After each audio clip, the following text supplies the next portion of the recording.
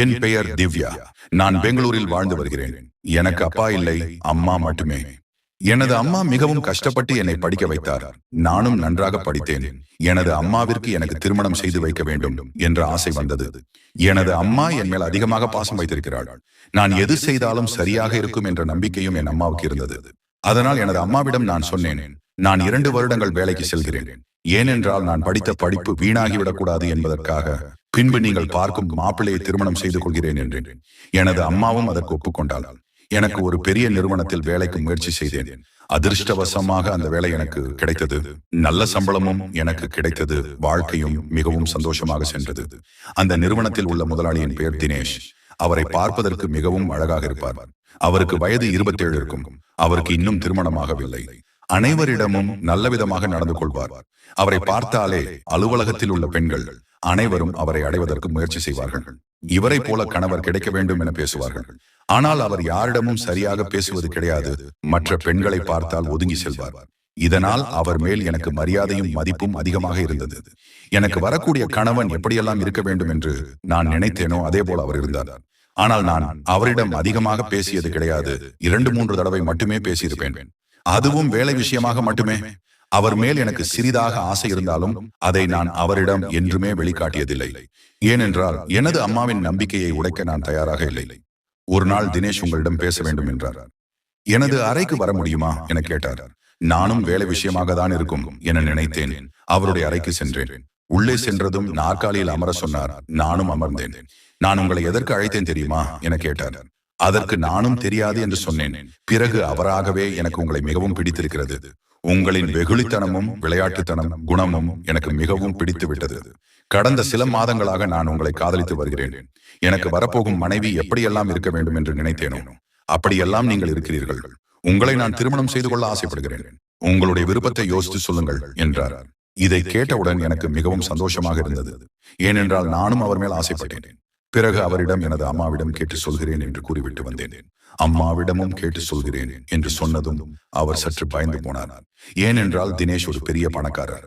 அவருக்கு மனைவியாகும் தகுதி உனக்கு உள்ளதா என யோசித்துக்கொள் என்றார். இதை கேட்டதும் எனக்கு சற்று பதட்டமாக இருந்தது. அம்மாவும் சம்மதித்து விட்டார். என்றால் அம்மாவுக்கு தெரியும் நான் எதை செய்தாலும் சரியாக இருக்கும் என்று. எனக்குள்ளேயே ஏதோ ஒரு யோசனை தோன்றியது. இவ்வளவு பெரிய பணக்காரர் எப்படி நம்மை திருமணம் செய்து கொள்ளப் போகிறார் என்று. மறுநாள் அலுவலகத்தில் என்னை அழைத்த தினேஷ் என்ன முடிவெடுத்திருக்கிறார் என கேட்டார். நானும் எனது அம்மா கூறியதை சொன்னேன். அதற்கு அவர் சிரித்து விட்டார். பின்பு அவர் என்னிடம் பணம் அளவுக்கு அதிகமாகவே உள்ளது. நான் பணக்கார பெண்ணை பார்த்து திருமணம் செய்ய வேண்டிய அவசியமில்லை. எனக்கு தேவை உண்மையான அன்பு மட்டுமே என்று கூறினார். அது உங்களிடம் கிடைக்கும் என நம்புகிறேன். என்னை திருமணம் செய்து கொள்ள உங்களுக்கு சம்மதம் தானே என கேட்டார். நானும் சரி என்று சொன்னேன்.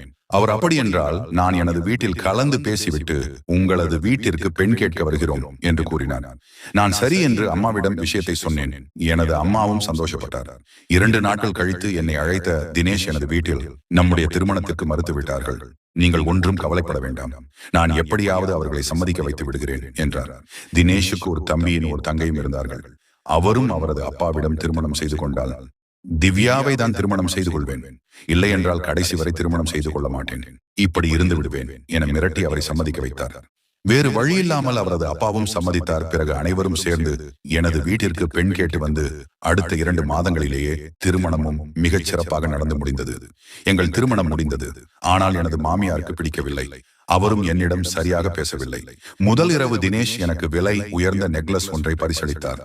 அதை கொடுத்துவிட்டு எனது அம்மாவும் சகோதர சகோதரிகளும் மிகவும் அன்பானவர்கள். எது நடந்தாலும் அவர்களிடம் அனுசரித்து போ.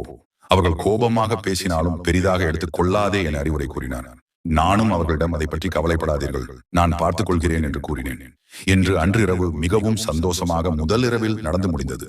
மறுநாள் மாமியாரிடம் நான் எதுவும் வேலை பார்க்க வேண்டுமா என கேட்க, அவரோ வீட்டு வேலைகளை பார்ப்பதற்கு வேலையாட்கள் உள்ளனர். நாங்கள் தேனிலவுக்கு வெளிநாடுகளுக்கு சென்று வந்தோம். இப்பொழுது மாமியாரின் கோபம் முற்றிலுமாக மறைந்து போனது. அவர் என்னிடம் அன்பாக நடந்து கொள்ள ஆரம்பித்தார். குடும்பத்தில் உள்ள அனைவரும் பாசமாகவும் பழகினார்கள். வாழ்க்கை மிகவும் சந்தோஷமாக சென்றது. ஆனால் இந்த சந்தோஷம் சில மாதங்கள் கூட நீடிக்கவில்லை. திடீரென ஒரு நாள் எனது கணவருக்கு மிகவும் உடல்நிலை சரியில்லாமல் போனது. எனது மாமியார் அவரை மருத்துவமனைக்கு அழைத்துச் சென்றார். பின்பு இப்பொழுதெல்லாம் கணவருக்கு அடிக்கடி உடல்நிலை சரியில்லாமல் போனது. மாமியார் தான் அவரை மருத்துவமனைக்கு அழைத்துச் செல்வார். நான் வருவதாக கூறினாலும் மறுத்து விடுவார். எனது கணவரும் எனக்கும் சற்று உடல்நிலை சரியில்லாமல் உள்ளது. நீ போய் அலுவலகத்தை கவனித்துக் கொள் என என்னை அனுப்பி வைத்தார். நானும் அலுவலகம் சென்று பணிகளை கவனித்து வந்தேன். ஒரு நாள் அலுவலகத்தில் இருக்கும் பொழுது உனது கணவருக்கு அதிகமாக உடல்நிலை சரியில்லாமல் போய்விட்டது. அவரை மருத்துவமனையில் சேர்த்து இருக்கின்றோம். உன்னை காண வேண்டும் என மாமியார் என்னை தொலைபேசியில் தொடர்பு கொண்டு கூறினார். நானும் பதட்டமடைந்து மருத்துவமனைக்கு சென்றேன். மருத்துவரிடம் என்ன ஆனது என்று விசாரிக்க அவர்கள் உனது கணவருக்கு இரத்த புற்றுநோய் உள்ளது என ரிப்போர்ட்டை எடுத்து காண்பித்தார். என் கணவரை சென்று பார்க்க அவர் என்னிடம் நான் உயிருடன் இருப்பேனா என்பது சந்தேகமே. எனக்கு ஒரு ஆசை, அதை நீ நிறைவேற்றுவாயா என கேட்டார். எனக்கும் என்ன சொல்வதென்று புரியாமல் அழுது கொண்டே என்னவென்று கேட்க தனது கைகளை நீட்டி சத்தியம் செய் என்றார். நானும் அவரின் கை மேல் கை வைத்து கூறுங்கள் என்று நான் இறந்த பிறகு எனது சகோதரனை நீ திருமணம் செய்து கொள்ள வேண்டும் என்றார். எனக்கு அந்த நேரத்தில் என்ன சொல்வது என்று தெரியாமல் கதறி அழுது கொண்டிருந்தேன். சில நிமிடங்களிலேயே அவரும் இறந்து போனார். கடவுள் அதிகமான சந்தோஷத்தை கொடுத்து அவரை பறித்துக் கொண்டார். அவருக்கு ஆக வேண்டிய காரியங்கள் அனைத்தும் நடந்து முடிந்தது. சில நாட்களிலேயே என்னிடம் வந்து எனது மாமியார், நீ திருமணத்திற்கு தயாராக எனது மகனின் கடைசி ஆசையை நான் நிறைவேற்றி வைக்க வேண்டும். உன்னிடம் சொன்னது போலவே என்னிடமும் சொல்லிவிட்டு சென்றான் என்றார். என் கணவர் இறந்து 3 மாதங்களான நிலையில் எனது அத்தை என்னை இன்னொரு திருமணம் செய்து கொள்ள சொல்கிறாரே என கோபமாக வந்தது. அவரிடம் சண்டை போட்டேன். ஆனால் அவர் அதை காதில் வாங்கவில்லை. எனது அப்பாவை அழைத்து அனைத்து விஷயங்களையும் அவரிடம் சொல்லி அவர் மூலமாக என்னிடம் பேச வைத்தார். என் கணவரின் சகோதரரை சீக்கிரமாகவே திருமணம் செய்து கொள் என என் அப்பாவும் என்னிடம் கூறிவிட்டு சென்று விட்டார். நானும் என் கணவருக்கு செய்து கொடுத்த கடைசி சத்தியத்தை நினைத்து வருந்திக் கொண்டிருந்தேன். பின்பு வீட்டில் உள்ளவர்கள் அனைவரும் இதை பற்றி என்னிடம் பேசினார்கள். கணவரின் கடைசி ஆசையை நிறைவேற்றுவதற்காக திருமணம் செய்து கொள்ள சரி என்று சம்மதித்தேன். பின்பு 2-3 நாட்களில் எனக்கும் எனது கணவரின் சகோதரனுக்கும் திருமணம் நடைபெற்றது. எனக்கு திருமணத்தில் என் தோழிகளும் என் பக்கத்து வீட்டார்களும் எனது காது படவும் என்னிடம் வந்தோம். கணவன் வந்து சில நாட்கள் கூட ஆகவில்லை. அதற்குள் கணவனை தேடிக்கொண்டாயா என கேலியாகவும் கிண்டலாகவும் கேட்டுவிட்டு சென்றார்கள். எனக்கு என்ன சொல்வது என்று தெரியாமல் அழுது கொண்டே இருந்தேன். எனக்கு விருப்பமில்லாமல் கணவருக்கு செய்து கொடுத்த சத்தியத்தினால் நடந்த திருமணம் என்பதால் திருமணத்திற்கு மட்டுமே நான் சம்மதித்திருந்தேன். அதன் பிறகு நடக்க வேண்டிய சடங்குகளுக்கு நான் முற்றிலுமாக மறுத்துவிட்டேன். எனது மாமியாரிடமும் எனக்கு இன்னும் சில காலங்கள் அவகாசம் வேண்டும். அதுவரை என்னிடம் உங்கள் 2வது பையனை வர வேண்டாம் என்று சொல்லிவிடுங்கள் என கூறிவிட்டேன். எனது மாமியார், சரி, பிறகு பார்த்துக் கொள்ளலாம், எனக்கு உன் மனம் புரிகிறது என்று கூறிவிட்டு சென்றார். அவரது 2வது பையனும் அம்மா சொல்வதை அனைத்தும் கேட்பவராக இருந்தார். குடிப்பழக்கம் உள்ளவராகவும் இருந்தார். ஒரு நாள் இரவு உணவு சாப்பிட்டுக் கொண்டிருந்த பொழுது எனக்கு கடுமையான வயிற்று வலி ஏற்பட்டது. நான் எனது மாமியாரிடம் மருத்துவமனைக்கு செல்ல வேண்டும் என கூற எனது மாமியாரோ சாதாரணமாக, இது ஒன்றும் பெரிய விஷயம் அல்ல, நாளை பார்த்துக் கொள்வோம் என்றார். எனக்கு இது ஆச்சரியமாக இருந்தது. மறுநாள் காலை அது சரியாகிவிட்டது. பிறகு மதியம் உணவு உண்ட பிறகு அதை போல வயிற்று வலி உண்டாகியது. 2-3 நாட்கள் படுத்த படுக்கையாகிவிட்டேன். அந்த நாட்களில் அலுவலகத்தில் சில இடங்களில் கையெழுத்து இட வேண்டும் என கூறி சிலர் பேப்பர்களில் கையெழுத்து வாங்கி சென்றார்கள். எனது 2வது கணவர் சில செக்குகளிலும் கையெழுத்து வாங்கி சென்றார். எங்கள் வீட்டில் எனக்கு பிடித்த ஒரு வேலைக்காரி இருந்தார். அவரிடம் நான் எப்பொழுதும் அன்பாக நடந்து கொள்வேன். அவர் என் மேல் பாவப்பட்டு என்னிடம் எதுவாக வந்து, அம்மா, உங்கள் முதல் கணவருக்கு கலந்து கொடுத்ததை போலவே உங்களுக்கும் சாப்பாட்டில் எதையோ உங்களது மாமியார் கலந்து கொடுக்கிறார் என சொல்லிவிட்டு சென்றார். எனக்கு அவர் கூறியது அதிர்ச்சியாக இருந்தது. அவள் கூறியதை என்னால் நம்பாமல் இருக்க முடியவில்லை. எனக்கு உடல்நிலை சற்று சீராகி மாமியாரை கவனிக்க ஆரம்பித்தேன். ஒரு நாள் மாமியாரும் எனது 2வது கணவரும் பேசிக் கொண்டிருந்தார். என்ன பேசுகிறார்கள் என்று மறைமுகமாக ஒட்டி கேட்டேன். எனது மாமியார், தினேஷ் இன்னும் உயிரோடு இருந்திருந்தால் சில காரியங்களை நாம் சாதித்து இருக்கலாம், பாவம் அல்பாயுசில் சென்று விட்டான் என கூறிக்கொண்டிருந்தார். எனக்கு இப்பொழுது உறுதியாகிவிட்டது. எனது கணவர் தினேஷ் இவர்கள் ஏதோ செய்து விட்டார்கள் என தோன்றியது. இவர்கள் என்ன செய்தார்கள் என தெரிந்து கொள்ள வேண்டும் என தோன்றியது. எனது 2வது கணவர் மேல் அன்பாக நடந்து கொள்வது போல நடிக்க ஆரம்பித்தேன். ஏனென்றால் இவர்கள் என் தினேஷை என்னதான் செய்தார்கள் என்பதை அறிவதற்காக அதன்படி அவரிடம் அன்பாக பேசி ஒரு நாள் எனது அறைக்கு அழைத்தேன். அவருக்கு அளவுக்கு அதிகமாக மது ஊற்றி கொடுத்தேன். பின்பு அவரிடம், நான் உங்களை தான் முதலில் திருமணம் செய்திருக்க வேண்டும், ஆனால் தெரியாமல் நான் தினேஷை திருமணம் செய்து கொண்டேன், அவரும் பாவம் பாதியிலேயே சென்று விட்டார் என கூறினேன். அதற்கு எனது 2வது கணவன் சிரிக்க ஆரம்பித்தார். அவனாக செல்லவில்லை, நாங்கள் தான் அனுப்பி வைத்தோம் என்றால் எனக்கு அதிர்ச்சியாக இருந்தாலும் அதை காட்டி கிடையாது. எனது அண்ணன் கிடையாது, எனது அம்மாவின் அண்ணன் மகன். அம்மாவின் அண்ணன் பெரும் பணக்கார அனைத்து சொத்துக்களையும் தினசரி பேரில் எழுதி வைத்திருந்தார். ஒரு விபத்தில் தினேஷின் அம்மா அப்பா இறந்துவிட தினேஷை கவனித்துக் கொள்ளும் பொறுப்பு எனது அம்மாவிடம் வந்தது. அவனை அழைத்து சொத்துக்களும் அவனது பேரிலேயே இருந்தது. அவனது 18 வயது முடியும் முன்னர் அவனுக்கு இல்லை. ஏதாவது ஆனால் அனைத்து சொத்துக்களும் அனாதை ஆசிரமத்திற்கு சென்றுவிடும். அதனால் அவனை தனது சொந்த மகனைப் போல பார்த்து கொண்டார். திடீரென ஒரு நாள் உன்னை திருமணம் செய்து கொள்வதாக எனது அம்மாவிடம் கூறினான்.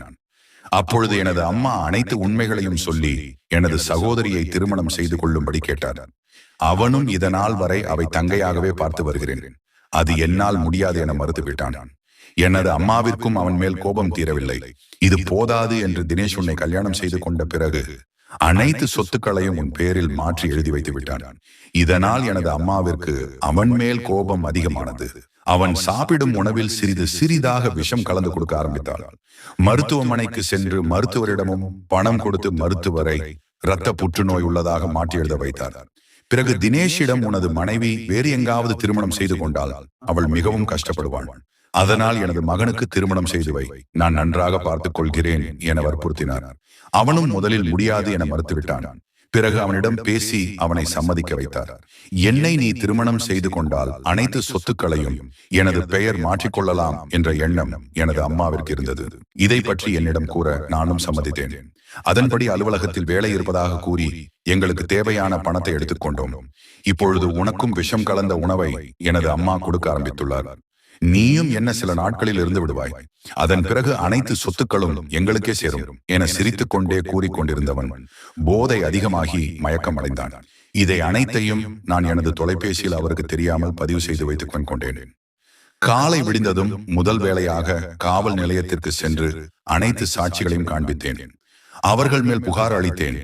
காவல்துறையும் அவர்களை கைது செய்து கொண்டு சென்றனர். பிறகு அவர்கள் மேல் நீதிமன்றத்திலும் வழக்கு நடைபெற்றது. ஆயுள் தண்டனை விதிக்கப்பட்ட நானும் இப்பொழுது வேறு திருமணத்தை பற்றி யோசிக்கவில்லை. என்னிடம் உள்ள அனைத்து சத்துக்களையும் விற்று எனது கணவரின் பேரில் புற்றுநோய்க்கான இலவச மருத்துவமனையை நடத்தி வருகிறேன். கத்தரி வெயில் ஊரையே வாட்டி வதைத்துக் கொண்டிருந்தது. ஒரு மதிய வேளை ஊருக்கு ஒதுக்குப்புறமாக மாந்தோப்புகளுக்கு இடையே கம்பீரமாக நின்றிருந்த அந்த பழங்காலத்து பெரிய வீடு.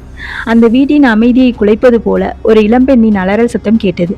இல்லை இல்லை அத்தை, என்னால இந்த கல்யாணத்தை செஞ்சுக்க முடியாது. கவிதாவின் குரல் நடுங்கியது. கவிதாவின் அத்தை ராஜம்மாள் தன் பட்டுப்புடவையின் தலைப்பால் முகத்தை துடைத்துக் கொண்டே கண்களை உருட்டினார். சும்மா இருடி, வாயை திறந்த அவ்வளவுதான். உனக்கு இன்னும் 17 வயது கூட முடியல, அதுக்குள்ளேயே எதிர்த்து பேசுறியா?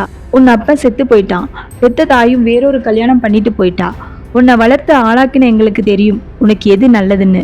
வாசலில் நின்று கொண்டிருந்த ராஜம்மாவின் மூத்த மகன் கரண், வயது 32, ஒரு முறை நிமிர்ந்து கவிதாவை பார்த்தான். அவனுடைய கண்கள் பனிக்கட்டியைப் போல அவ்வளவு குளிர்ச்சியாகவும் உணர்ச்சியற்றதாகவும் இருந்தன. அந்த பார்வையில் கவிதாவின் உடல் நடுங்கி போனது. அவன் எதற்கும் பதில் சொல்லாமல் அங்கிருந்து நகர்ந்தான். கவிதா ஒரு அனாதை. மாமா தயவால் தான் வளர்ந்தாள். இப்பொழுது அவர்களுக்கு அவள் ஒரு பாரமாக தெரிகிறாள். ராஜம்மாள் அந்த ஊரின் பெரிய இடத்து மனிதர். அவருக்கு 2 மகன்கள். இளையவன் கதிர் திருமணமாகிவிட்டது. ஆனால் மூத்தவன் கரனுக்கு இன்னும் திருமணம் ஆகவில்லை. அவனுக்கு நிச்சயிக்கப்பட்ட பெண் வேறு யாருடனோ ஓடி போய்விட்டதால் கரண் ஒரு கல் தூணாகவே மாறிவிட்டான் என்று ஊருக்குள் பேசியிருந்தனர். இம்முறை ராஜம்மாள் உறுதியாக இருந்தார். தன்னை எதிர்த்து பேசாத வீட்டு வேலைகளை செய்கின்ற, கணவனை பார்த்து கொள்கின்ற ஒரு பெண் வேண்டும் என்று தேடி கவிதாவை தேர்ந்தெடுத்தார். அழகும் அமைதியும் ஏழ்மையும் கவிதாவை அவர்களுக்கு சரியான தேர்வாக காட்டியது. திருமண தேதியும் குறிக்கப்பட்டது.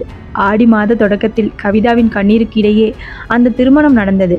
கல்யாணத்தன்று சிகப்பு நிற பட்டுப்புடவையில் கவிதாவை பார்த்த ஊரே சொக்கி போனது. மை தீட்டிய பெரிய கண்கள், அடர்த்தியான நீண்ட கூந்தல் என அவள் ஒரு தேவலோகத்து தேவதையைப் போலவே இருந்தாள். ஆனால் கரண் அவளை ஒரு முறை கூட ஏறிட்டு பார்க்கவில்லை. சடங்குக்காக தாலி கட்டினான். நெற்றியில் குங்குமம் வைத்தான். ஒரு கடமையை முடிப்பது போலவே அவனது அசைவுகள் இருந்தன. இரவு முதல் இரவு அறை அலங்கரிக்கப்பட்டிருந்தது. பால் சொம்பு, பூச்சரங்கள், நெய்விளக்கு என எல்லாம் தயாராக இருந்தன. கவிதா பயத்தில் உறைந்து போயிருந்தாள். கரண் அறைக்குள் வந்தான். அவனது முகத்தில் எந்த சலனமும் இல்லை. கட்டிலில் ஓரத்தில் அமர்ந்தான். கவிதா நடுக்கத்துடன் பால் கிளாஸை நீட்டினாள்.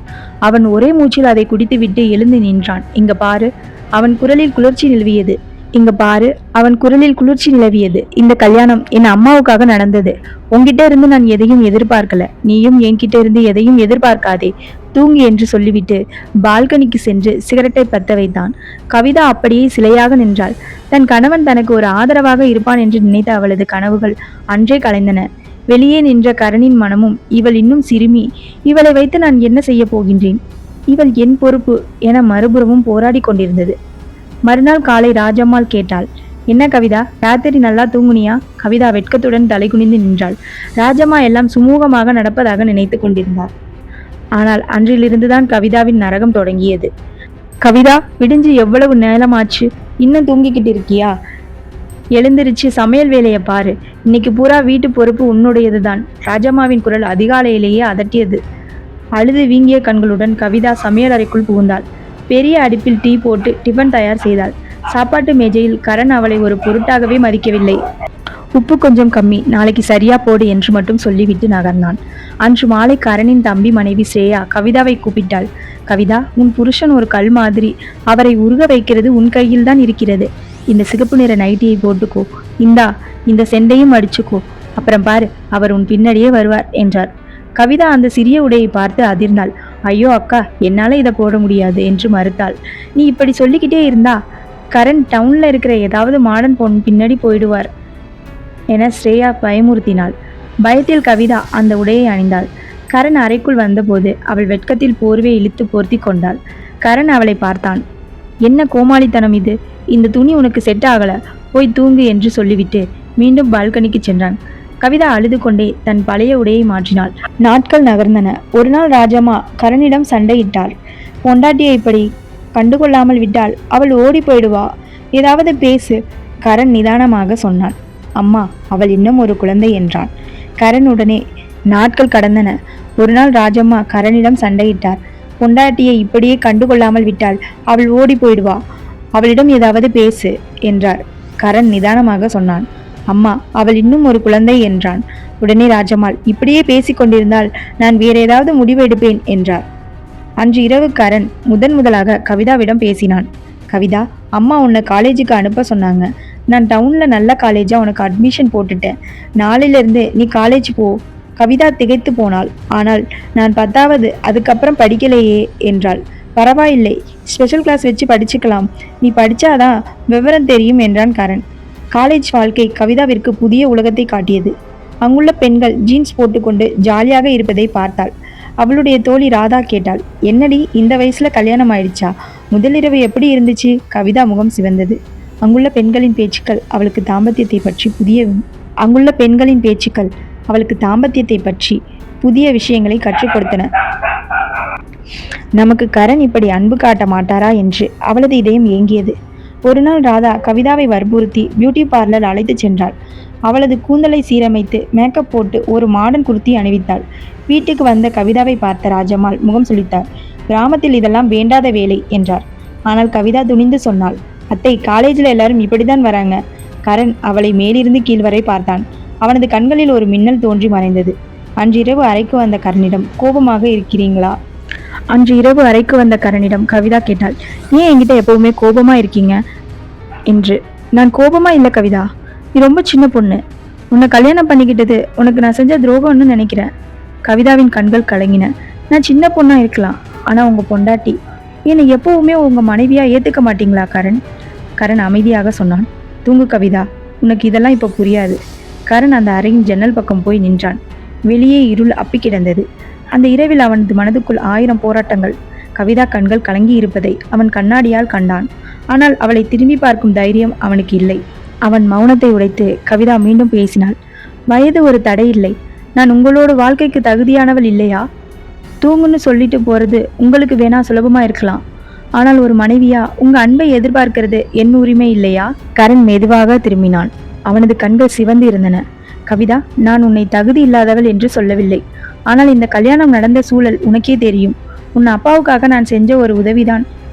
இன்னைக்கு நீ கேட்கிற இந்த கேள்விக்கு உன் மனசுல இருக்கிற காதலா, இல்லை நான் உன்னை காப்பாத்தினேன்னு என்று நன்றி கடனா எனக்கு தெரியாது. அந்த குழப்பம் தீராத வரைக்கும் நான் உன்னை நெருங்குறது நியாயமானதா இருக்காது. கவிதா கட்டிலில் இருந்து எழுந்து அவனது அருகில் வந்து நின்றாள். நன்றிக்கும் காதலுக்கும் வித்தியாசம் தெரியாத அளவுக்கு நான் ஒன்றும் சின்ன பொண்ணு இல்லை கரண். இந்த நிமிஷம் வரைக்கும் என்னை பாதுகாப்பா வச்சிருக்கீங்களே, அந்த பாதுகாப்பிலேயே என் காதல் பிறந்துருச்சு. என் கண்ணை பார்த்து சொல்லுங்க, உங்களுக்கு என் மேல துளி கூட அக்கறை இல்லைன்னு. கரண் அவளது கண்களை நேராக பார்த்தான். அந்த பார்வையில் ஒரு மென்மை இருந்தது. ஆனால் அதை அவன் மறைக்க முயன்றான். அக்கறை இருக்கும் கவிதா, ஆனா அது இன்னும் காதலா மாறல. எனக்கு கொஞ்ச கால அவகாசம் கொடு. கட்டாயப்படுத்தி வருவது அன்பு நிலைக்காது. கட்டாயப்படுத்தி வரும் அன்பு நிலைக்காது. சரி கரண். கவிதா கண்ணீரை துடைத்து கொண்டாள். உங்க கால அவகாசத்துக்கு நான் சம்மதிக்கிறேன். ஆனா ஒன்று மட்டும் புரிஞ்சுக்கோங்க. நான் உங்களை என் கணவரா ஏத்துக்கிட்டேன். என்னைக்காவது ஒரு நாள் நீங்களும் என்னை உங்க மனைவியா ஏத்திப்பீங்கன்னு எனக்கு நம்பிக்கை இருக்கு. அது வரைக்கும் காத்துட்டு இருப்பேன். அவள் மீண்டும் படுகைக்கு சென்று படுத்து கொண்டாள். கரண் விளக்கை அணைத்துவிட்டு அவளுடன் தள்ளி படுத்து கொண்டான். அரை இருட்டில் இருந்தாலும் இருவரின் இதய துடிப்பும் ஒருவருக்கு ஒருவர் தெளிவாக கேட்டது. அந்த மௌனத்தில் ஒரு புதிய புரிதல் பிறக்க தொடங்கியது. அடுத்த நாள் காலை ஜன்னல் வழியாக வந்த சூரிய வெளிச்சம் கவிதாவின் முகத்தில் பட்டது. மெதுவாக கண் விழித்தாள். கரண் ஏற்கனவே எழுந்துவிட்டதை கவனித்தாள். உரையாடலின் பாரம் இன்னும் இருவர் மனதிலும் அப்படியேதான் இருந்தது. கவிதா சமையலறைக்கு சென்றபோது கரண் அவனது லேப்டாப்பில் மூழ்கி இருந்தான். வழக்கமாக ஒருவருக்கொருவர் சொல்லிக்கொள்ளும் குட் மார்னிங் கூட அன்று இல்லை. மதிய உணவுக்காக கவிதா சமைத்து கொண்டிருந்த போது திடீரென கவிதா சத்தம் கேட்டது. கரண் பதறி எடுத்துக்கொண்டு சமையலறைக்கு ஓடி வந்தான். கவிதாவின் கையில் கத்தியால் ஆழமான வெட்டி இருந்தது. காய்கறி நறுக்கும்போது கவனக்குறைவாக செய்துவிட்டாள். கவிதா, என்ன பண்ணி வச்சிருக்க? கரணின் குரலில் கோபத்தை விட பதற்றம் அதிகமாக இருந்தது. அவள் கையை பிடித்து இழுத்து குழாயை திறந்து தண்ணீரில் காட்டினான். ரத்தம் நின்றபாடில்லை. அவன் அவசர அவசரமாக முதலுதவி பெட்டியை எடுத்து வந்து காயத்திற்கு மருந்து போட்டான். கவிதா, பரவாயில்லை கரண், நான் பார்த்துக்கிறேன் என்றாள். கவிதா, பரவாயில்லை கரண், நான் பார்த்துக்கிறேன் என்றாள். மெதுவாக, சும்மா இரு கவிதா, நான் சொன்னா கேளு என்று அதட்டியவன் அவள் காயத்திற்கு மருந்து போட்டபோது மிக மென்மையாக கையாண்டான். அவனது கவனிப்பில் இருந்த அந்த அலாதியான அன்பை கவிதா புரிந்து கொண்டாள். ஏன் கவிதா, இவ்வளவு கவனக்குறைவு உனக்கு? ஏதாவது ஒன்றென்றால் என்னால் எப்படி தாங்கிக் கொள்ள முடியும் என்று சொல்ல வந்தவன் சற்று நிறுத்தினான். உங்களால் என்ன கரண், சொல்லுங்க. கவிதா அவனது கண்களை பார்த்து கேட்டாள். கரண் அவனது பார்வையை எதிர்கொள்ள முடியாமல் குனிந்து கொண்டான். நீ சொன்னது சரிதான் கவிதா, உன்னை தள்ளி வைக்கணும்னு நான் நினைக்கல. ஆனால் உன் வாழ்க்கையை நான் பறிச்சிட்டேன்ற ஒரு குற்ற உணர்வு எனக்குள்ள ஓடிக்கிட்டே இருக்கு. உனக்கு இன்னும் அழகான எதிர்காலம் இருக்கும். கவிதா அவன் கையை பற்றினாள். என் எதிர்காலமே உங்களோட இருக்கிறது தான். காயம் பட்டது என் கையில் மட்டுமல்ல, உங்க மனசுலையும் தான். அதை தான் என்னால் தாங்கிக் கொள்ள முடியல கரண். முதன்முறையாக கரண் கவிதாவின் நெற்றியில் மென்மையான முத்தமிட்டான். சரி கவிதா, இனிமே உன்னை நான் தள்ளி வைக்க மாட்டேன். ஆனால் எனக்கும் கொஞ்சம் டைம் கொடு. ஒரு கணவனா? சரி கவிதா, இனிமே உன்னை தள்ளி வைக்க மாட்டேன். ஆனால் எனக்கும் கொஞ்சம் டைம் கொடு. ஒரு கணவனா உன்னை முழுசா ஏற்றுக்க என் மனசை நான் தயார் பண்ணிக்கிறேன். அந்த ஒரு முத்தத்தில் கவிதாவின் காதலுக்கு பதில் கிடைத்தது போல் இருந்தது. கரணின் மௌனம் முழுமையாக உடையவில்லை என்றாலும் அந்த இறுக்கம் தளர்ந்து இருந்தது. இருவருக்கும் இடையில் இருந்த இடைவேளை குறைய தொடங்கியது. அன்று மாலை வீட்டில் ஒரு அமைதியான மிதமான சூழல் நிலவியது. கரண் வழக்கம் போல வேலையில் மூழ்கியிருந்தாலும் அவனது கவனம் முழுவதும் கவிதாவின் மீதே இருந்தது. அவள் சமைக்கச் செல்லும் போதெல்லாம் கவிதா, கையை ஜாக்கிரதையாக பார்த்துக்கோ, தண்ணி படாமல் பார்த்துக்கொள் என்று குரல் கொடுத்து கொண்டே இருந்தான். கவிதாவின் முகத்தில் ஒரு மெல்லிய புன்னகை அரும்பியது. இதுவரை மௌனத்தையே ஆயுதமாக பயன்படுத்திய கரண் மாற்றத்தின் முதல் படி. இரவு உணவை முடித்த பிறகு கரண் சோபாவில் அமர்ந்து ஏதோ யோசித்து கொண்டிருந்தான். கவிதா அவன் அருகில் வந்து மெதுவாக அமர்ந்தாள். எனக்கு ஒரு உதவி செய்ய முடியுமா? என் கையில் காயம் இருக்கிறது, அதனால என்னால் தலை சீவ முடியல என குறும்பாக கேட்டாள். கரண் திகைத்து போனான். எனக்கு இதெல்லாம் தெரியாது கவிதா. தெரியலன்னா கத்துக்கோங்க, நான் சொல்லித்தரேன் என்று சீப்பையும் எண்ணெயையும் அவன் கையில் திணித்தாள். கரண் மெதுவாக அவளது நீண்ட கூந்தலை தடவினான். அந்த நிமிடம் அவனது விரல்கள் கூந்தலில் பட்டபோது இருவருக்குள்ளேயும் ஒரு மின்னல் வெட்டியது போன்ற உணர்வு. கரண் மிகவும் கவனமாக ஒரு பொக்கிஷத்தை கையாள்வது போல அவளது கூந்தலை சீவிவிட்டான். என் பெயர் கீர்த்தனா. எனக்கு திருமணம் முடிந்து 1 மாதம் தான் ஆகிறது. என் கணவர் அதற்குள் வெளிநாடு செல்ல தயாராகிவிட்டார். எவ்வளவு தடுத்தும் என்னால் என் கண்ணீரை அடக்க முடியவில்லை. என் கனவு இன்னும் எதுவுமே நிறைவேறவில்லை. என் கணவரின் துணையையும் நான் சரியாக உணரவில்லை. எனக்கு 25 வயதாகிறது. நான் சிறு வயதிலிருந்தே திருமணம் செய்ய விரும்ப தொடங்கிவிட்டேன். ஏனென்றால் நான் இளம் வயதிலேயே கவர்ச்சியான வீடியோக்களை பார்க்க பழகியிருந்தேன். பள்ளி மற்றும் கல்லூரிகளில் பெண்கள் கேலியாக ஒருவருக்கு ஒருவர் இது போன்ற வீடியோக்களை காட்டுவார்கள். ஆனால் இது போன்ற வீடியோக்களை பார்த்த பிறகு என்னை கட்டுப்படுத்த முடியவில்லை. அதனால் தான் என் திருமண ஆசை அதிகரித்தது. நான் அவ்வளவு அழகு ஒன்றும் இல்லை. அதனால் யாரும் என்னை பெண் பார்க்க வந்தாலும் பிடிக்கவில்லை என்று சொல்லிவிட்டு சென்று விடுவார்கள். இதனால் என் இதயம் உடைந்து போகும். என் இதயத்தில் திருமண ஆசை எவ்வளவு அதிகரித்ததோ அவ்வளவு தாமதமாக என் திருமணம் நடந்தது. சரி, நீண்ட நாட்களாகவே வரன் தேடிய பிறகு ஒரு சம்பந்தம் கிடைத்தது. நான் உடனே சம்மதம் தெரிவித்தேன். மாப்பிள்ளை வீட்டிற்கு திருமணம் செய்வதில் அவசரம் இருந்தது. எனக்கும் அப்படித்தான் இருந்தது. அதனால் 1 மாதத்திற்குள் என் திருமணத்தை நடத்தி முடித்தனர். எனக்கு தான் திருமணம் செய்வதில் அவசரம் இருந்தது. ஆனால் மாப்பிள்ளைக்கு ஏன் அவசரம் இருந்தது என்பது எனக்கு தெரியாது. என் கணவரை அடைந்ததில் நான் மிகவும் மகிழ்ச்சியாக இருந்தேன். ஆனால் என் இந்த மகிழ்ச்சி தற்காலிகமாகவே இருந்தது. திருமணமான சில நாட்களுக்கு பிறகு என் கணவர் வெளிநாட்டுக்கு வேலைக்கு சென்று விட்டார். எனக்கு தெரிந்தது என் கணவர் வெளிநாட்டில் IT ஊழியராக பணிபுரிகிறார். அதனால் அவருக்கு அதிக விடுமுறைகள் கிடைக்கவில்லை. 1 மாதத்திற்கு பிறகு அவர் மீண்டும் வெளிநாடு செல்வார் என்று தெரிந்ததும் நான் அதிர்ச்சி அடைந்தேன். உடனே அழத் தொடங்கிவிட்டேன். இது என்ன பேச்சு? நீங்கள் வெளிநாட்டில் தான் இருக்க வேண்டுமா? ஏனென்றால் எதற்காக திருமணம் செய்தீர்கள் என்று கேட்டேன். அதற்கு என் கணவர், என்னுடன் பிறந்தவர்கள் இன்னும் சிறியவர்கள். என் தம்பி படிப்பு முடிந்து சொந்த தொழில் தொடங்கும் வரை நான் தான் குடும்பத்தை கவனிக்க வேண்டும். வீட்டிற்கு நிறைய செலவுகள் உள்ளன. அவற்றை நான் தான் பூர்த்தி செய்ய வேண்டும் என்று சொன்னார். இங்கே இருந்தால் நான் தேவையில்லாமல் என் நண்பர்களுடன் சேர்ந்து சுற்றி திரிந்து பணத்தை செலவு செய்வேன். அதனால்தான் என் மேலதிகாரியிடம் கேட்டு 2 வருடங்களுக்கு முன்பே வெளிநாட்டிற்கு சென்று விட்டேன். அங்கு சென்ற பிறகுதான் என் வாழ்க்கை நன்றாக இருக்கிறது என்று கூறினார். அதனால் குடும்பம் சரியாகவும் நடக்கிறது. அதனால்தான் நான் வெளிநாட்டிற்கு சென்றேன் என்றார். நான் வெளிநாட்டில் இவ்வளவு சம்பாதிக்கிறேன். அதனால் வீட்டில் ஒருபோதும் பணத்தட்டுப்பாடு ஏற்படவில்லை என்று அவர் கூறினார். நான், நீங்கள் அப்படி என்றால் என்னையும் உங்களுடன் அழைத்துச் செல்லுங்கள் என்று சொன்னேன். என் பேச்சை கேட்ட அவர், அது அவ்வளவு எளிதல்ல. அங்கே எனக்கு சொந்த வீடு இல்லை. வாடகை மிகவும் அதிகம். நாங்கள் 10 பேர் ஒரு அறையில் தங்கியிருக்கின்றோம். அப்படிதான் நாங்கள் சமாளிக்கின்றோம் என்றார். பிறகு அவர் என்னிடம், நான் 1 வருடம் கழித்துதான் என் விடுமுறைக்கு வருவேன், அதுவும் 1 மாதத்திற்கு மட்டுமே என்றார். இதை கேட்டு என் மனம் நொந்து போனது. என் திருமணத்தின் மீது எனக்கு மிகவும் கோபம் வந்தது. முதலில் என் திருமணம் மிகவும் எளிமையாக நடந்தது. நான் கண்ட கனவுகள் போல எதுவும் நடக்கவில்லை. ஆனாலும் நான் பொறுத்து கொண்டேன். மேலும் என் கணவர் மிகவும் சீரியஸான நபர். அவர் ஒருபோதும் என்னை வெளிப்படையாக புகழ்ந்ததில்லை. தன் கவலைகளையும் என்னிடம் பகிர்ந்து கொண்டதில்லை. இதையும் நான் பொறுத்து கொண்டேன்.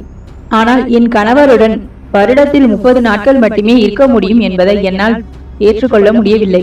என் கணவர் தனது குடும்பத்திற்காக திருமணம் செய்து கொண்டார். இதனால் அவர்கள் வீட்டு வேலைகளை என்னால் செய்ய முடியும். நான் அழுதும் கோபப்பட்டும் கூட என் கணவருக்கு எந்த பாதிப்பும் ஏற்படவில்லை. அவர் வெளிநாடு சென்று விட்டார். நான் மீண்டும் தனியாகவே இருந்து விட்டேன். இரவு முழுவதும் எனக்கு தூக்கம் வரவில்லை. கணவருடன் இருந்த நாட்கள் நினைவுக்கு வர தொடங்கின. நான் நாள் முழுவதையும் கடந்து விடுவேன். ஆனால் எந்த தொடர்பும் இருக்காது. இரவில் 5-10 நிமிடங்கள் மட்டுமே வீடியோ கால் செய்வார். அதிலும் அவர் தன் குடும்பத்தினரை பற்றி தான் விசாரிப்பார். நான் அவரிடம் நிறைய காதல் நிறைந்த விஷயங்களை பேச விரும்பினேன். ஆனால் அவர் என்னிடம் அப்படி எதுவும் பேசவில்லை. என் மாமியார் என்னிடம் தேவையற்ற விஷயங்களை பற்றி பேச மாட்டார். இல்லை என்றால் நாள் முழுவதும் நான் வீட்டு வேலைகளை செய்து கொண்டிருப்பேன். ஆனால் என் கொழுந்தன் என்னுடன் பேசிக்கொண்டே இருப்பார். என் மாமியார் பெரும்பாலும் இரவில் சீக்கிரம் தூங்கிவிடுவார். பிறகு நானும் என் கொழுந்தனும் வீட்டில் தனியாக இருக்கும். பெரும்பாலும் இரவுகளில் ஒன்றாகவே சாப்பிடுவோம். என் கொழுந்தன் மிகவும் புத்திசாலித்தனமாக இருந்தார். இரவு முழுவதும் அவன் என்றும் தன் கல்லூரி கதைகளை சொல்வான். ஆனால் எனக்கு அதில் ஆர்வம் இல்லை. பிறகு என்னால் இரவில் மொபைலில் ஆங்கில படங்களை பார்க்க தொடங்கினேன். அதை பார்த்து கொண்டே நான் தூங்கி விடுவேன். காலையில் எழுந்தபோது நான் இரவில் பார்த்த திரைப்படங்களின் காட்சிகள் என் மனதில் ஓடிக்கொண்டிருந்தன. பிறகு நான் சமையல் அறையில் சில வேலைகளை செய்துவிட்டு மதிய உணவையும் தயார் செய்தேன்.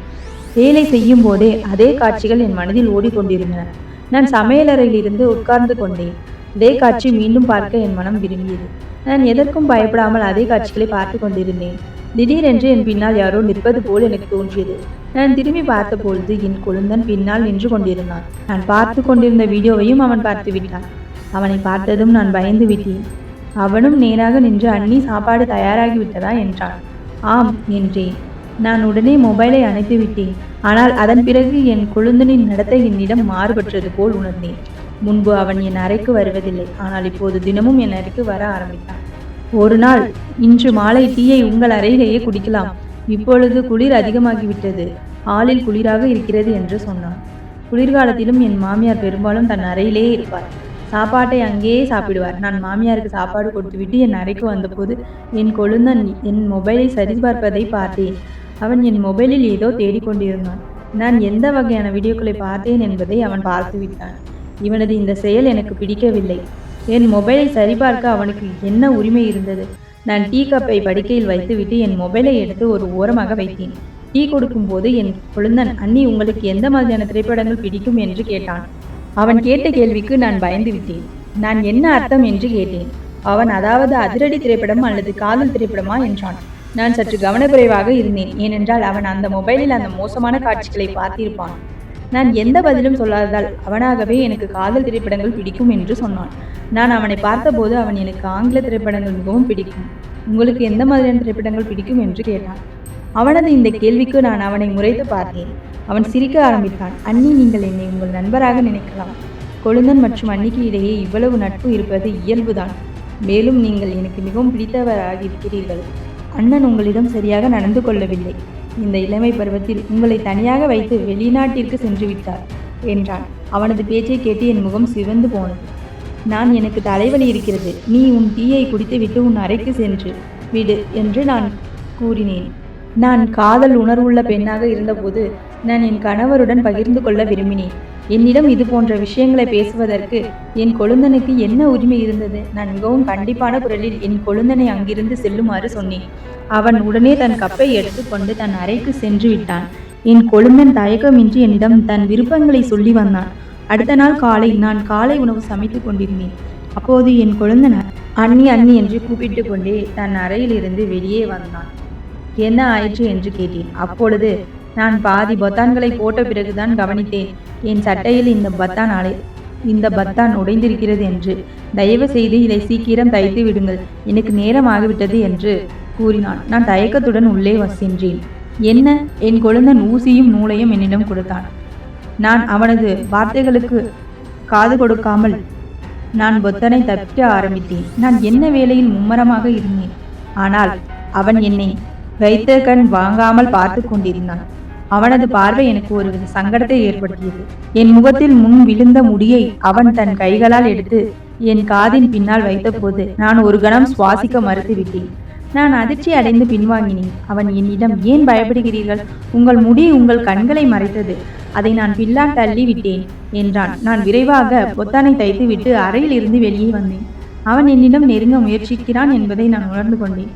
நான் இப்போது என் கொழுந்தனிடம் இருந்து விலகி இருக்க ஆரம்பித்தேன். ஒரு முறை இரவு நேரத்தில் நான் தூங்கிக் கொண்டிருந்த போது யாரோ ஒருவரின் பார்வை என் முகத்தில் விழுவது போல எனக்கு தோன்றியது. ஆழ்ந்த உறக்கத்திலும் என் கண்கள் விழித்து கொண்டன. என் அறையின் இரவு விளக்கு மட்டும் எரிந்து கொண்டிருந்தது. நான் தூங்கிக் கொண்டிருந்த என் அறையை சுற்றி பார்த்தேன். எனக்கு ஏன் இந்த சங்கடம் ஏற்பட்டது? பிறகு என் பார்வை அறையின் ஜன்னல் மீது விழுந்தது. அந்த ஜன்னல் எப்போதும் மூடப்பட்டிருக்கும், ஆனால் அது திறந்திருந்தது. நான் அந்த ஜன்னலை திறப்பதே இல்லை என்பதால் அதை பார்த்து ஆச்சரியமடைந்தேன். நான் ஜன்னலை மூட எழுந்து சென்றபோது யாரோ என் கொழுந்தனின் அறைக்குள் ஓடுவது போல் எனக்கு தோன்றியது. எனக்கு சிறிது பயம் ஏற்பட்டது. நிச்சயமாக அது என் கொழுந்தனாகத்தான் இருக்க வேண்டும். ஆனால் நான் அவனை பார்க்கவில்லை. நான் என் அறையில் இருந்து வெளியேறி என் மாமியாரின் அறைக்கு சென்று அவர்களுடன் படுத்துக்கொண்டேன். ஆனால் அவர் தூக்கத்தில் மிகவும் சத்தமாக குரட்டை விடுவதால் என்னால் அங்கு தூங்க முடியவில்லை. அதனால் நான் கட்டாயமாக என் அறைக்கே திரும்ப வேண்டியிருந்தது. காலையின் உணவின் போது என் கொழுந்தன் என்னையே பார்த்து கொண்டிருந்தான். பிறகு அவனை என்னிடம், அண்ணி, உங்களுக்கு அண்ணனை மிகவும் நினைவு இருக்கும் என்றான். நான், ஆம், எனக்கு அவரின் நினைவு இருக்கிறது என்று கூறினேன். அப்படியானால் நீங்கள் இரவு முழுவதும் புரண்டு புரண்டு படிப்பீர்கள், அண்ணனின் நினைவில் உங்களிடம் எப்படி தூக்கம் வரும் என்றான். என் கொழுந்தனின் பேச்சுக்கள் எனக்கு அதிர்ச்சியை ஏற்படுத்தியது. நான், நீ அதிகமாக பேசுகிறாய், இன்று முதல் என்னிடம் இது போன்ற விஷயங்களை பேசாதே என்று கூறினேன். என் பேச்சை கேட்டு என் கொழுந்தன் அங்கு இருந்து சென்று விட்டான். அடுத்த நாள் இரவு மீண்டும் என் அறையின் ஜன்னல் திறந்திருந்தது. ஆனால் இந்த முறை ஜன்னலில் யார் இருந்தார்கள் என்பதை நான் பார்த்துவிட்டேன். அது என் கொழுந்தன். ஜன்னலை திறந்து நான் தூங்குவதை பார்த்து கொண்டே இருந்தான். இதை பார்த்து எனக்கு கோபம் வந்தது. எவ்வளவு அநாகரிகமானவனாக நடந்து கொள்கிறாய்! அடுத்த நாள் நான் அவனிடம், அவன் அறை ஜன்னலில் என்ன பார்க்க வருகிறாய் என்று நேரடியாக கேட்டேன். என் கேள்விக்கு அவன் சிரித்து கொண்டே, நீங்கள் தூங்கும் போது எனக்கு மிகவும் பிடித்திருக்கிறது என்றான். இதை கேட்டு எனக்கு அவன் மீது மிகவும் கோபம் வந்தது. நான் இனிமேல் இப்படி செய்தால் நான் அம்மாவிடம் புகார் செய்வேன் என்று என் பேச்சை கேட்டு அவனுக்கு கோபம் வந்துவிட்டது. அந்த நேரத்தில் அவன் அங்கிருந்து சென்று விட்டான். ஆனால் இரவில் நான் தூங்கிக் கொண்டிருந்த போது யாரோ என் அருகில் படுத்துக்கொள்வது போல எனக்கு தோன்றியது. என் கண்கள் விழித்ததும் என் கொழுந்தன் இவ்வளவு அருகில் இருப்பதை கண்டு நான் மிகவும் பயந்து விட்டேன். என் அறையில் என்ன செய்கிறாய் என்று கேட்டேன். அதற்கு, நீங்கள் உங்கள் அறை கதவை திறந்து வைத்து கொண்டு தூங்கும்போது இப்படித்தான் நடக்கும், மேலும் உங்கள் கணவரும் இங்கு இல்லை என்று சொன்னால் நான் அவருடைய குறையை நிறைவேற்றலாம் என்று நினைத்தேன் என்றான். அவனுடைய இந்த வெளிப்படையான பேச்சை கேட்டு எனக்கு மிகவும் கோபம் வந்தது. நான் படுக்கையிலிருந்து எழுந்துவதற்குள் அந்த வெட்கமற்றவன் என்னை தன் பிடியில் பிடித்து விட்டான். அவன் உடனே என் வாயில் தன் கையை வைத்து கதவை திறந்து வைத்திருந்தால் யார் வேண்டுமானாலும் உள்ளே வரலாம். நீங்கள் இந்த கதவை எனக்காக தானே திறந்து வைத்தீர்கள். இப்போது ஏன் இவ்வளவு நல்லவர் போல் நடிக்கிறீர்கள் என்றான். நான் ஒருபோதும் அப்படி நினைத்ததில்லை. எனக்கு ஒருபோதும் எந்த ஆபத்தும் இருப்பதாக தோன்றவில்லை. நான் என் கொழுந்தனை ஒரு தம்பியாக தான் நினைத்தேன். ஆனால் கொழுந்தன் நெருப்பு போன்றவன் என்று சொல்வது உண்மைதான். அவனிடம் இருந்து விலகி இருக்க வேண்டும். அவன் என் வாழ்க்கையை அழித்து விட்டான். நான் அழுது கொண்டே இருந்தேன். ஆனால் அவனுக்கு எந்த இரக்கமும் வரவில்லை. அவன் தன் வேலையை முடித்துவிட்டு மீண்டும் எப்போதாவது விருப்பம் வந்தால் என்னிடம் சொல்லுங்கள் என்றான். நீ எனக்கு பெரிய பாவம் செய்திருக்கின்றாய். கடவுள் உன்னை அழித்து விடுவார் என்றேன். அதற்குள் அவன், நீங்கள் பார்க்கும் திரைப்படங்களும் வீடியோக்களும் என்ன, நான் செய்தால் என்ன தவறு என்று சொல்லிவிட்டு சென்று விட்டான். என் வாழ்க்கையில் இப்படி நடக்கும் என்று நான் ஒருபோதும் நினைத்ததில்லை. அடுத்த நாள் நான் யாரிடமும் சொல்லாமல் என் தாய் வீட்டிற்கு சென்று விட்டேன். நான் இந்த விஷயத்தை என் கணவனிடம் சொல்ல வேண்டும் என்று நினைத்தேன். ஆனால் சொல்லவில்லை. இதை நான் வேறு யாரிடமும் சொல்லவில்லை. ஒரு நாள் என் தோழி என்னை பார்க்க வந்தாள். அப்போது நான் அவளிடம் நடந்த அனைத்தையும் சொன்னேன். அவள் என்னிடம், நீ ஆரம்பத்திலிருந்தே உன் கொழுந்தனுடன் இவ்வளவு நெருக்கமாக இருந்திருக்கக்கூடாது. ஆரம்பத்திலேயே அவனை வராமல் வைத்திருக்க வேண்டும். இப்போது உன் மாமியார் வீட்டில் உள்ளவர்கள் உன் பேச்சை ஒருபோதும் நம்ப மாட்டார்கள் என்றாள். இதை கேட்டு நான் அழ ஆரம்பித்தேன். என் பேச்சை கேட்டு யாரும் தயாராக இல்லை. என் தோழி, நீ படித்தவள். உன் கணவரிடம் உன்னை வெளிநாட்டிற்கே அழைத்து செல்லுமாறு சொல். நீ அங்கே ஏதாவது வேலை இருந்தால் அங்கேயே வேலை செய். உன் கணவரிடம், நீங்கள் இல்லாமல் என்னால் இருக்க முடியாது என்று கூறினாள். நானும் என் கணவரிடம், நீங்கள் இல்லாமல் என்னால் இருக்க முடியாது, என்னையும் வெளிநாட்டிற்கு அழைத்துச் செல்லுங்கள் என்று நான் கேட்டேன். நானும் அங்கே வேலை செய்து வீட்டிற்கு பணம் தருகிறேன் என்று சொன்னேன். அவர் மௌனமாக இருந்தார். அதற்கு நான் இல்லை என்றால் நான் என் அம்மா வீட்டிலேயே இருந்து கொள்கிறேன் என்று கூறினேன். என் கணவர் என் பேச்சை கேட்டு என்னையும் வெளிநாட்டிற்கு அழைத்து சென்றார். நான் அங்குள்ள ஒரு சிறிய கம்பெனியில் வேலை செய்தேன். நானும் என் கணவரும் சம்பாதிப்பதில் நாங்கள் இருவரும் எங்களுக்கென்று ஒரு தனி அறையை வாடகைக்கு எடுத்து அங்கேயே தங்கியிருந்தோம். அதன் பிறகு நான் என் மாமியார் வீட்டிற்கு வரவில்லை. வெளிநாட்டிலேயே வேலை செய்து கொண்டு நானும் வீட்டிற்கு பணம் அனுப்ப ஆரம்பித்தேன். நாங்கள் இருவரும் வெளிநாட்டில் சந்தோஷமாக வாழ ஆரம்பித்தோம். ஆனாலும் என் கணவரிடம் என் மனதில் உள்ளதை சொல்ல வேண்டும். அவர் தம்பி என்னிடம் தவறாக நடந்து கொண்டதை சொல்ல வேண்டும் என்று எண்ணம் இருந்தது. ஒரு நாள் என் தோழி என்னிடம் தொலைபேசியில் அழைத்து கொண்டு, நடந்தது நடந்துவிட்டது, இனிமேல் அதை பற்றி பேசி பிரயோஜனம் இல்லை, உன் வாழ்க்கையை நீ பார் என்று கூறினார். நானும் அவள் சொன்னதை நினைத்து பார்த்துவிட்டு என் கணவருடன் சந்தோஷமாக வாழ ஆரம்பித்தேன்.